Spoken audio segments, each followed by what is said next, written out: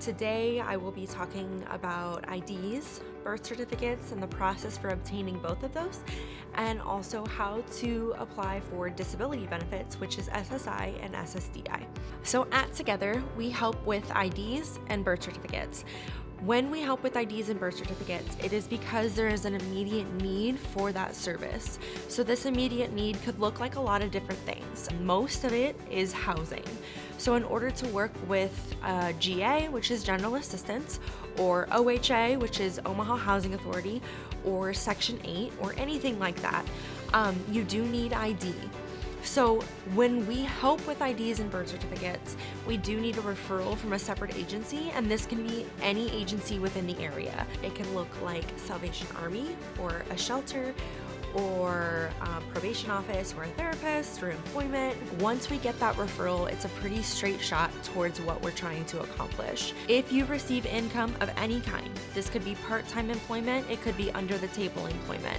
If you receive income of any kind, you do not qualify. This funding is very specific for people who have made no income in the past 30 days. When I call you for a phone screening, we talk about the ID in general and whether or not it's invalid or whether it's valid.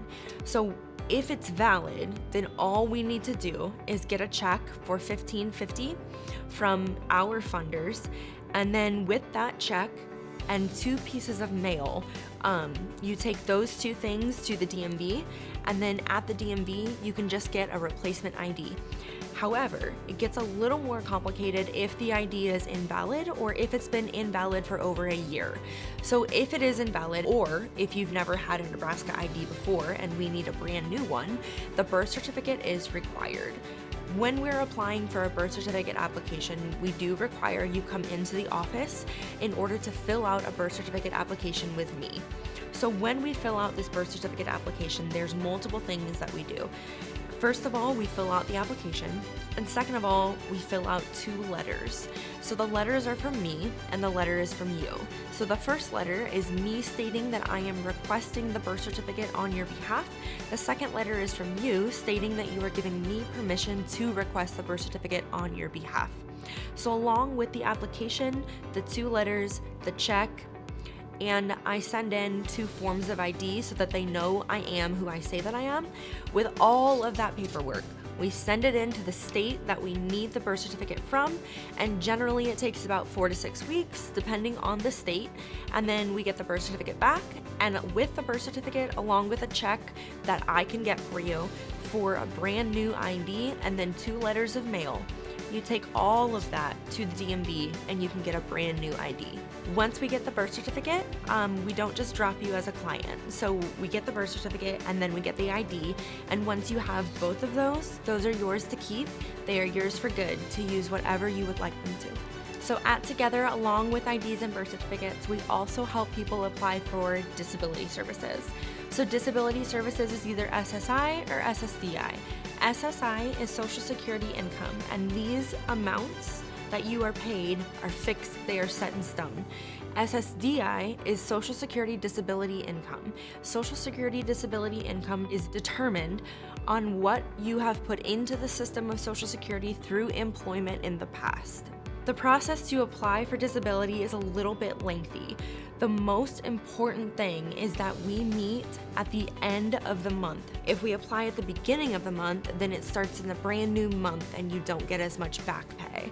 So with the process of applying for SSI or SSDI, it can look anywhere from 4 to 6 months to even a year, depending on if you're denied or approved in the first try. So with the process of applying for disability, you are fully able to do it by yourself. However, working with a representative is the best way to go, because as you're going through the process, there are questions you will inevitably have. And if you're working with a representative, they can answer it for you, and they can talk to SSA and DDS in order to make the process run smoother, faster, and make you more able to be accepted.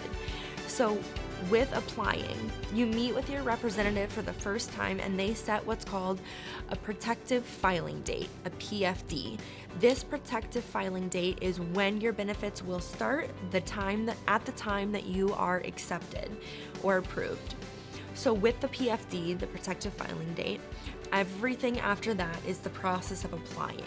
So when you apply with your representative, you will talk about a myriad of things. We go back to your childhood, we go back through your employment history, we go back through your medical history, we go back through every bit of functioning ability that you have had or that has decreased over the past few years or over your lifetime.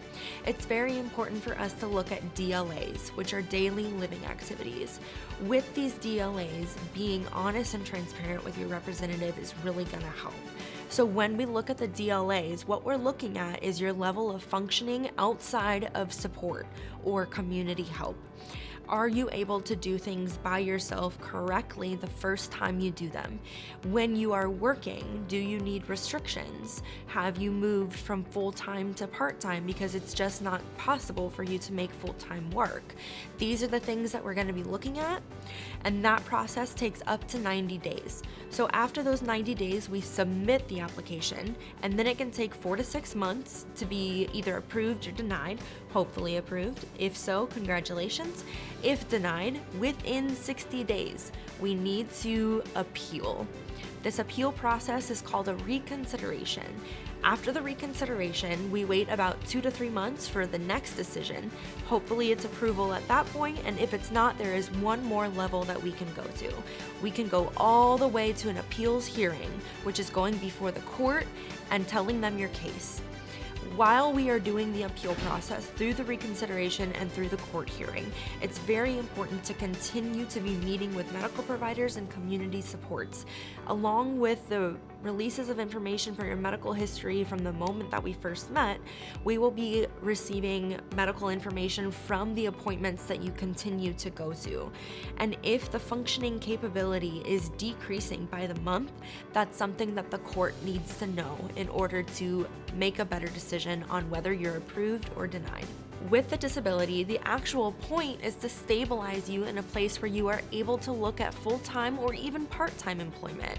Part-time employment is actually encouraged when you get benefits. So we look at what's called the Substantial Gainful Activity, the SGA. If you are not able to reach SGA, depending on what the SSA and DDS determine, you will qualify for Social Security benefits. And that means that you can receive Social Security benefits and work under the SGA, which changes every year. IDs, birth certificates, and disability are just some of the services that we offer it together. If you are in need of community support, feel free to give us a call, and we would be happy to answer any questions that you have and just chat about the options.